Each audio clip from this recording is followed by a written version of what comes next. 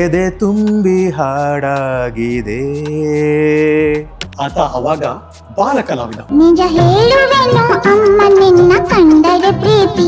ಬಲು ಇಷ್ಟ ನನಗೆ ನೀನು ಕತೆಯ ಹೇಳುವ ರೀತಿ. ದಿಗ್ಗಜ ನಟ ನಟಿಯರ ಜೊತೆ ಬೆಳ್ಳಿತೆರೆಯನ್ನ ಹಂಚಿಕೊಂಡಂತ ಒಬ್ಬ ಕಲಾವಿದ.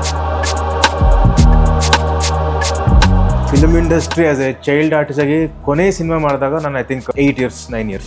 ನನ್ನ ಪಾಲಿಗಂತೂ ಮುದ್ದು ಮಾಡಿದವರಲ್ಲ ಯಾರು sir, like their gods of film industry. So when you look at yourself, ಅವಾಗೆಲ್ಲ ಏನ್ ಅನಿಸ್ತಿತ್ತು? 9 months to my 8 years. Around 35 to 40 movies ಮಾಡಿದೆ.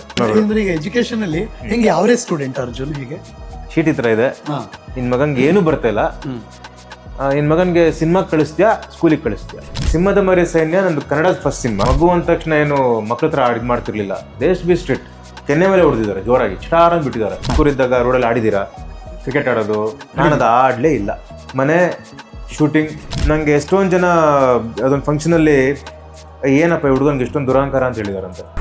ಇಂಪ್ಯಾಕ್ಟ್ ಆಫ್ ದಟ್ ಸಾಂಗ್ ಎಷ್ಟಿದೆ ಅಂತ ಹೇಳಿದ್ರೆ, ಆ ಸಾಂಗ್ನ ಇಡೀ ಮೂವಿ ನಾನು ಇರೋ ಥರನೇ ಇದೆ ಅದು. ಒಬ್ಬ ಚೈಲ್ಡ್ ಆರ್ಟಿಸ್ಟ್ ಹೀರೋ ತರ ಅನ್ಸಿತ್ತು ಸಿನಿಮಾ ಅದು ನಮಗೆ. ನೀ ಬರೆದ ಕಾದಂಬರಿ 3 ಲ್ಯಾಂಗ್ವೇಜ್ ಬಂತು ಸರ್, ಕನ್ನಡ, ತೆಲುಗು, ತಮಿಳ್, 3ರಲ್ಲೂ ನಾನೇ ಮಾಡಿದೆ. ಅವಾಗ್ಲೂ ಅನ್ಸಿತ್ತಾ ನಾನು ಫೇಮಸ್ ಆಗಿದ್ದೀನಿ?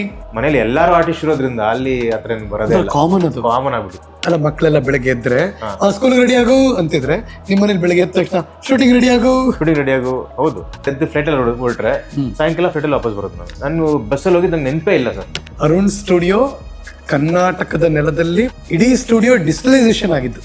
ಸೊ ಈಗ ಫೋನ್ ಮಾಡಿದ್ರು, ಈಗ ಅಂಬರೀಶ್ ಸರ್ ಬರ್ತಾರೆ ಸ್ಟುಡಿಯೋ ಇದೆಯಾ ಅಂತ. ಅಂಬರೀಶ್ ಸರ್ ಬರ್ತಾರೆ ಅನ್ನೋದೇ ವಿಚಾರ, ಸ್ಟುಡಿಯೋ ಇದೆಯಾ ಅಂತ ಕೇಳಬೇಡ. ಎಷ್ಟು ಸಿನಿಮಾಗಳ ಕೆಲಸ ನಡೆದಿರ್ಬೋದು ಅರುಣ್ ಸ್ಟುಡಿಯೋದಲ್ಲಿ? ಸುಮಾರು ಒಂದು 500-600 ಮೂವೀಸ್ ಆಗಿದೆ ಸರ್ ಕನ್ನಡದ್ದು. ಆ ಟೈಮಲ್ಲಿ ಸುಮಾರು ಜನ ಅಡ್ರೆಸ್ಗಳು ನಾವೇ ಕರೆದ್ವಿ ಕಲಿಯೋದಕ್ಕೆ. ಮತ್ತೆ ಎಲ್ಲಿ ಆಸೆ ಚಿಗುರೊಡಿತು ಸಿನಿಮಾದಲ್ಲಿ ಮತ್ತೆ ಎಂಟರ್ ಆಗಬೇಕು ಅಂತ ನಾನು ಅವಾಗಲೂ ಅನ್ಕೊಂಡಿರ್ಲಿಲ್ಲ. ಕಿಡ್ನಿ ಟ್ರಾನ್ಸ್ಪ್ಲಾಂಟ್ ಆಯಿತು, ನಿಂಗೆ ಹೀರೋ ಮಾಡ್ತೀನಿ ಅಂತ ಹೇಳಿದ್ರು ಅವರು. ಇಡುವುದೇ ಅನ್ನಿಸ್ತಾ? ಏನು ಅನ್ನಿಸ್ತಾ actually? It's an attempt, definitely it's an attempt. ಎಷ್ಟು ಇನ್ವೆಸ್ಟ್ಮೆಂಟ್ ಎಷ್ಟಾಗಿತ್ತು? 1.25 ಕೋಟಿ ಏನೋ ಆಗಿತ್ತು ಇನ್ವೆಸ್ಟ್ಮೆಂಟ್. 2003 2009ನಲ್ಲಿ ನಾನು ಲಾಸ್ಟ್ ಮಾಡಿದ್ದು ಒಂದು ಸ್ವತಂತ್ರ ಪಾಳ್ಯ, ಹುಚ್ಚ ವೆಂಕಟ್. ಕರೆಕ್ಟ್. ಅವ್ನು ಹುಚ್ಚ ಅಂತ ಅವ್ನು ಇಟ್ಕೊಂಡಿರೋದಷ್ಟೇ. As a director even he was a good director. Hero ಆಗ್ಬೇಕಾದ್ರೆ ನನ್ನ ತಂದೆಗೆ ಆಸೆ ಇತ್ತು, ನಾನು ಬಂದೆ. ಈಗ ನನ್ನ ಚಿಕ್ಕದು ಕೊರಗು ಅಂತಲೇ ಹೇಳ್ಬೋದು.